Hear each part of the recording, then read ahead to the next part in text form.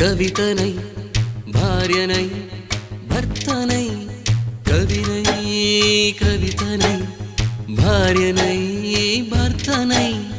మల్లెల దారిలో మంచు ఎడారిలో మల్లెల దారిలో మంచు ఎడారిలో పన్నీటి జయగీతాల కన్నీటి జలపాతాల నాతో నేను అనుగమిస్తూ నాతో నేనే రమిస్తూ ఒంటరినై అనవరతం కంటున్నాను నిరంతరం కలల్ని కథల్ని మాటల్ని పాటల్ని రంగుల్ని రంగవల్లుల్ని కావ్య కన్యల్ని ఆడపిల్లల్ని జగమంత కుటుంబం నాది ఏకాకి జీవితం నాది